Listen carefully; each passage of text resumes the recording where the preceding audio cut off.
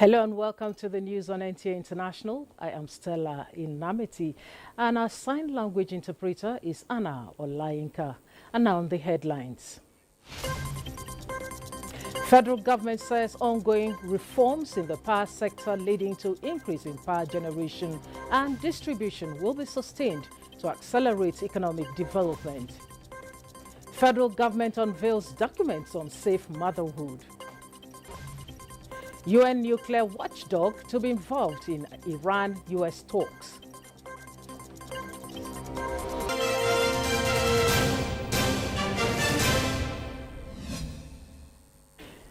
Thanks for staying with us. The Nigerian leader, President Bola Tinubu, has remained fully engaged in Nigeria's governance, even though he is away in Europe. In a statement in Abuja, the presidency says his absence remains temporary and in line with the communicated time frame of approximately 2 weeks. It points out that President Tinubu left Paris for London at the weekend and has maintained contact and communication with key government officials, overseeing critical national matters, including directives to security chiefs to address emerging threats in some parts of the country. His return to Abuja and resumption of duties at Aso Villa will follow the conclusion of the Easter holiday. It further posits that the president's commitment to his duties remains unwavering and his administration continues to function effectively under his leadership. The presidency appreciates public's concern and assures all Nigerians that governance proceeds without interruption.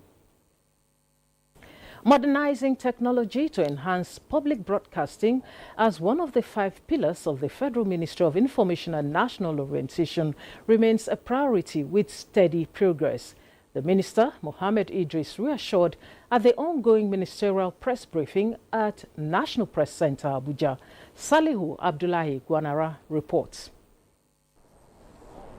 Federal Executive Council members give account of stewardship as ministers within the last 2 years. Are better informed now. The rules of engagement did not change as the host Minister of Information and National Orientation, Mohammed Idris, used the platform to update Nigerians about ongoing efforts to accelerate the transformation of the nation's media ecosystem. I have only recently returned from a trip that took me, together with some of the heads of agencies, to the American National Association of Broadcasters NAB conference and workshop in Las Vegas, USA, under the theme, the technology, the trend, and the future. Following this trip also, I was in France recently for the Nigerian Business Forum hosted by the French government's Business France Enterprise. On the sidelines of those activities also, I met with the executives of United Nations Educational, Scientific and Cultural Organization, UNESCO, to further fine-tune the imminent takeoff of the first of its kind Media and Information Literacy Institute that Nigeria will be hosting here in Abuja. That institute will go a long way towards strengthening Nigeria's media environment and supporting journalists to carry out their functions even more effectively. As the administration gets closer to its mid-term, he reaffirmed the status of the media under the Tinubu administration as powerful in the democratic evolution that is open to enjoy government support. In Abuja, Salihu Abdullahi Gwanara, NTA News. Meanwhile, federal government says the reforms in the power sector, which have increased power generation and distribution in the last 2 years, will be sustained to accelerate economic development. Minister of Power Adebayo Adelabu also assured that debts owed generation companies will be offset to guarantee power generation. Joshua Ojito reports.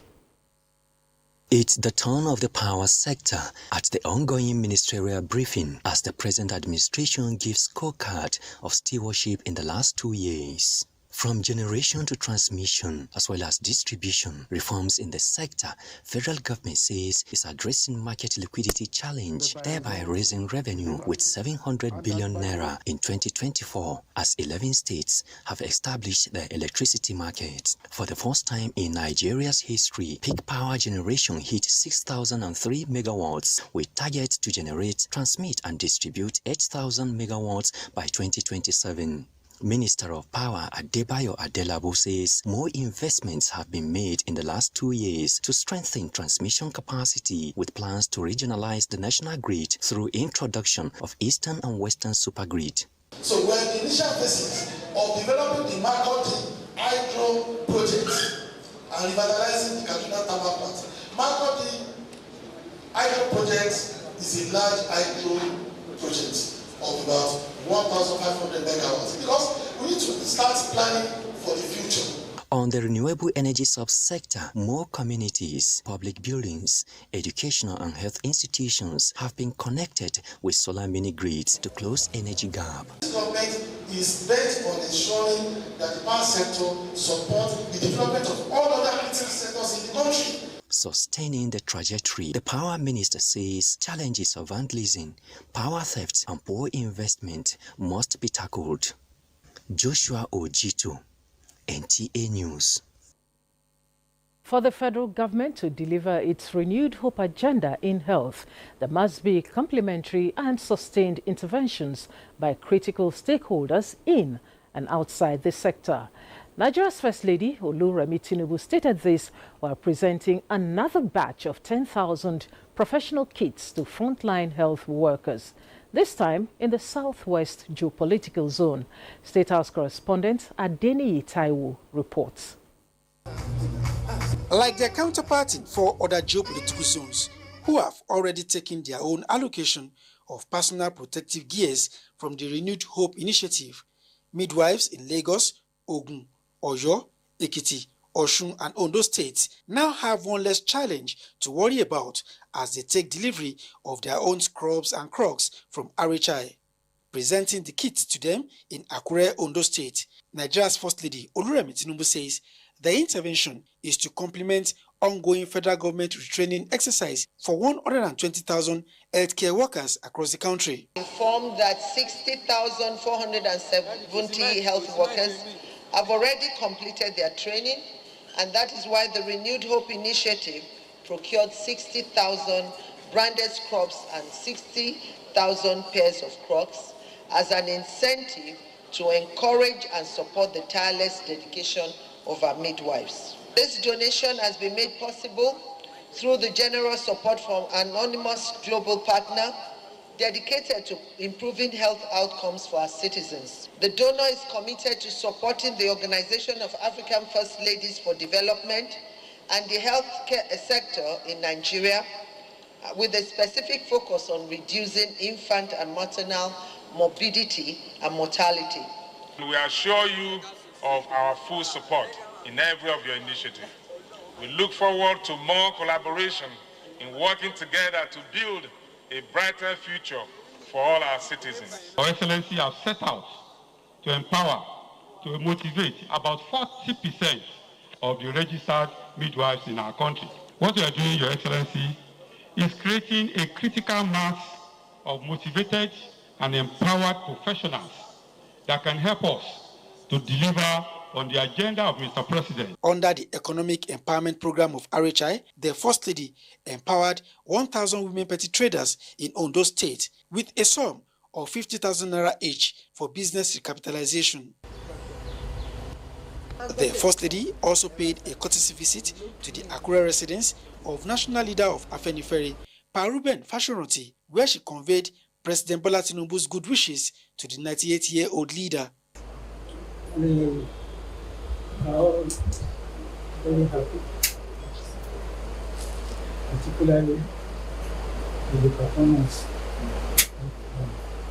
of Earlier at a meeting with traditional rulers in the state, the First Lady renewed her appeal for them to throw their weight behind current efforts by her initiative to scale down prevalence of HIV/AIDS, tuberculosis, cervical cancer, as well as child and maternal mortality in the country. From Akure in Ondo State, Adeni Itaiwo, NTA News. And still on health, with targets to cut staggering maternal death toll by 20% and under 5 mortality by 15% by 2027, the federal government of Nigeria has unveiled guidelines and documents to ensure safer birth and healthier future for mothers and their babies. Minister of Health and Social Welfare, Professor Ali Pate, while unveiling the documents in commemoration of the 2025 Safe Motherhood Day in Abuja, said maternal health is a collective responsibility from governments, families to frontline health workers. We call on all stakeholders, especially our state governors in every state. We all must join hands in making sure that safe motherhood is a reality in every village, in every ward, and in every home. And let's ensure that no woman dies while giving birth and that while giving life. And that let's ensure that every child that is born in Nigeria takes their first breath in safety, with love, and with hope. We'd like to encourage the government to enact and uphold laws that protect women and children's health rights, including maternity protection and access to sexual and reproductive health services. We, the partner, including WHO, UN agency, other international organizations, would like to reiterate our commitment to sustain our support to the government. Emphasis was laid on community engagement as crucial in tackling cultural, social and economic factors contributing to high maternal and newborn deaths in the country. The theme for this year's Safe Motherhood Day is Innovation for Safer Birth, Collective Responsibility to Crush Maternal Mortality, with the slogan, Care for Moms, Hope for Babies. The UN nuclear watchdog says it will play a role in nuclear talks between Tehran and Washington ahead of a second round of talks between the US and Iran.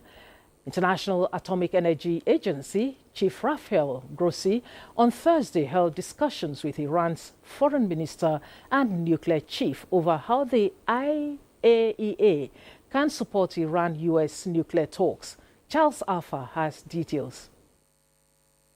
U.S. President Donald Trump has threatened to bomb Iran if the talks fail. But it's hopeful and in contact with the American negotiator to see how the agencies can be a bridge between Iran and the U.S. and help achieve a positive outcome in the negotiations. Grossi said the verification by the International Atomic Energy Agency would be required to make any nuclear deal valid. In 2018, Trump withdrew the U.S. from a 2015 nuclear pact between Iran and major world powers, leading Iran to subsequently surpass that deal's uranium enrichment limits and limits the International Agency for Energy International Agency Oversight.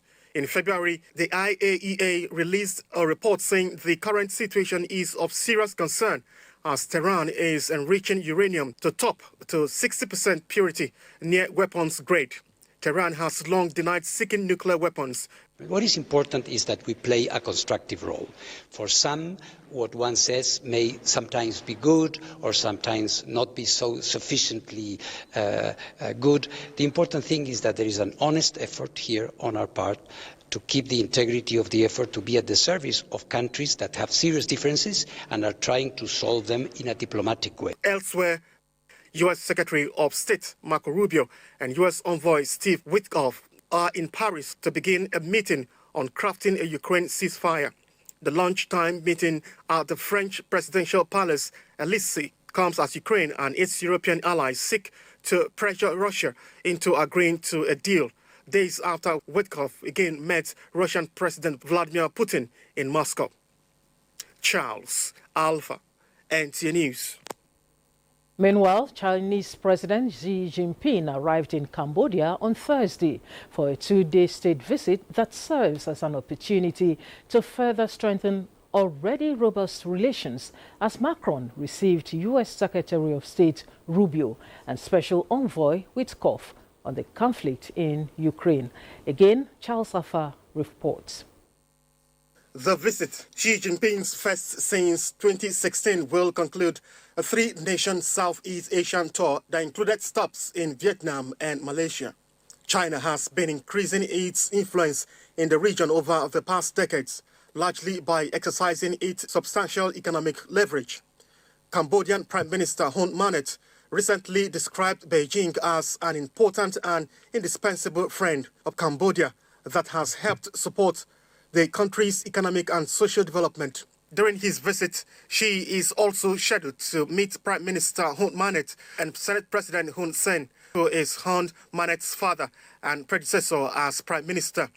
Trade will likely be a major topic of Xi's discussions in Cambodia, which faces among the highest tariff rates proposed by Washington. In addition to a discussion on strengthening bilateral ties and regional and international issues, several agreements are expected to be signed on cooperation in various sectors. The visit comes on the 50th anniversary on April 17, 1975 takeover of Cambodia by the communists, which imposed a reign of terror with Maoist-inspired policies that saw an estimated 1.7 million Cambodians die on starvation, overwork, or execution. Charles Alpha, NTA News. You're watching the news on NTA International. Time now for a short break. We'll be back with more news. Welcome back and thanks for staying with us. Ministries, departments and agencies and institutions of government convened for the 6th African Regional Conference on Flooding, Irrigation and Drainage, focusing on irrigation management for sustainable rural development and food security. Discussions also highlighted effective flood and erosion control, including the potential of a national flood insurance policy for risk transfer and victims' recovery. Charles Alpha reports. Agriculture is pivotal to Nigeria's economy, contributing significantly to GDP and employing a large portion of the population. But flooding and erosion remain two of the most critical environmental problems inhibiting food security and sustainable irrigation infrastructure. At this 6th African Regional Conference on Irrigation and Drainage, focus was on field experiences and challenges at the River Basins Development Authorities, flooding mitigation and adaptation for sustainable irrigated agriculture, and erosion control by ministries, departments, agencies and institutions, particularly the line ministries such as the Ministry of Environment, Water Resources and Sanitation, as well as the Ministry of Agriculture. Every challenge is an impediment to the success of the food security program of this administration. But most importantly, they've also given us their successes, their success stories, which is very, very important. There's a lot of information that people don't know. There was also an initiative by the Federal Ministry of Environment where leveraging the National Flood Insurance Policy and Implementation Framework for Nigeria can significantly help to manage the financial impacts and mechanism for transferring of flood risk. It's structured in a way that funds that are generated from the insurance premiums were housed, and the funds can now be used for relief materials. Maybe people like NEMA can draw funds from there, then for mitigation purpose too. The 6th African Regional Conference on Irrigation and Drainage was organized by the International Commission on Irrigation and Drainage. Charles Alpha, NTA News. The active participation of civil society organizations led by African Network for Environment and Economic Justice in assets recovery and management has continued to strengthen the utilization of recovered assets for the benefit of vulnerable Nigerians. This was the consensus of participants at the launch of Policy Brief on the implementation of key principles in assets return and management in Nigeria. Ilyasu Ali Yakubu reports. It's one thing to recover assets looted from a given country and another to properly implement the recovered assets for the benefits of the common man. In recent years, Nigeria had the opportunity of recovering some looted assets from various countries. However, proper utilization of these recovered assets are not without some challenges. Although the active participation of civil society organizations championed by ANEJ gave it some level of transparency and accountability for the benefit of the people. This public presentation of policy brief document on the implementation of key GFR principles in asset return and management in Nigeria has 10 key principles of effective utilization of the recovered asset. Mr. Williams Robinson is from the British High Commission in Nigeria. And in his words of commendation, Nigeria is delivering on the task of proper implementation of the recovered looted assets. Towards the delivery of public goods and services is the best way of ensuring anti-corruption efforts deliver for ordinary citizens. I'm going to look, and I'm happy our sister is here from UNODC. They did a fantastic stop thinking about the implementation in the country. We have also looked into those reports while we were carrying out this research. It will be recalled that the London Anti-Corruption Summit in 2016 posited that proceeds of corruption should be identified, seized, confiscated, and returned for the benefits of the people. In Abuja, Ilyasu Aliakubu, NTA News. By embedding social responsibility into organizations' DNA, public relations becomes a tool for authentic storytelling rather than just reputation management. This was the thrust of discussion at the Nigerian Institute of Public Relations with the topic, Sinking Profit and Social Responsibility for Sustainable Public Relations Practice, which was moderated by the Executive Director of Programs, Nigerian Television Authority, Tari Taylor. Haman Jabani reports.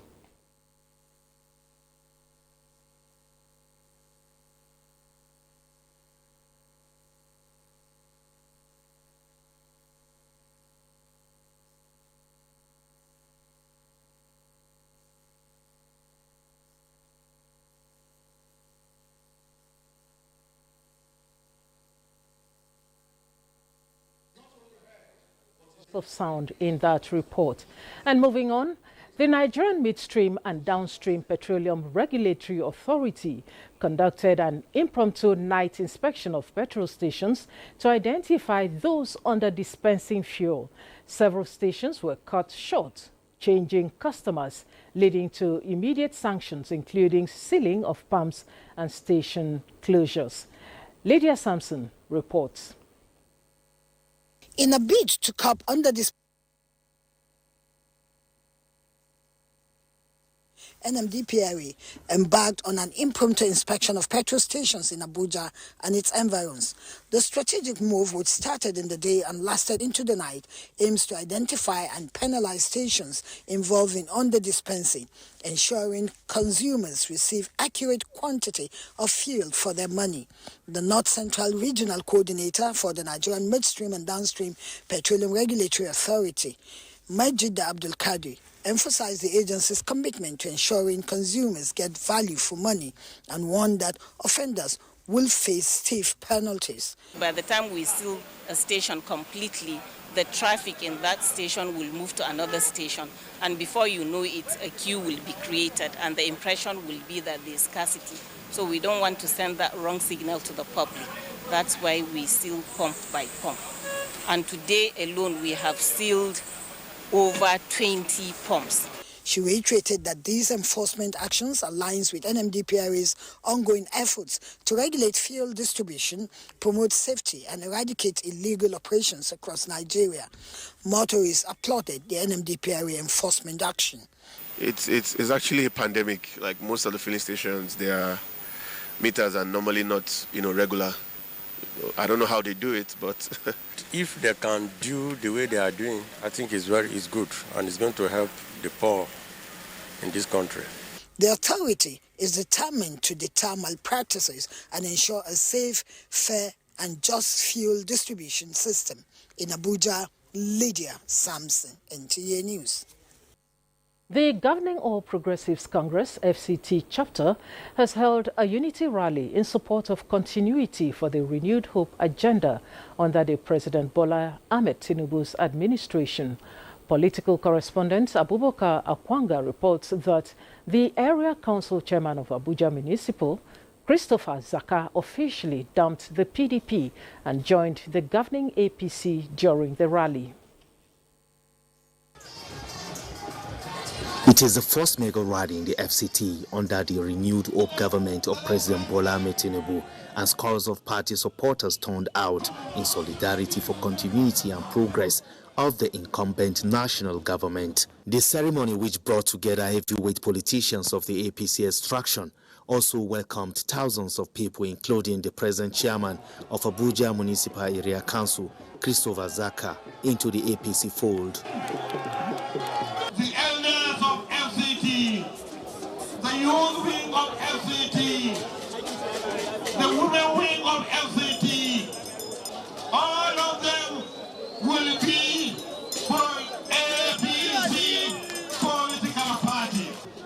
We are going to win landslide by grace of God. Landslide, inshallah. Are we ready? Yes! Are we ready? Yes! Former and present political office holders, party leadership at the 6 area councils and the North Central Zone unanimously backed the call for the president to continue beyond 2027. As the momentum of the atmosphere went high, the crowd rolled out drums and the ovation of the popular rendition of On Your Mandate We Shall Stand tickets in the air. In Abuja, Abubakar Akwanga, NTA News. And this is where we end the news. Thanks for being a part of it. Bye for now. I am Stella Inameti and my sign language interpreter is Anna Olainka.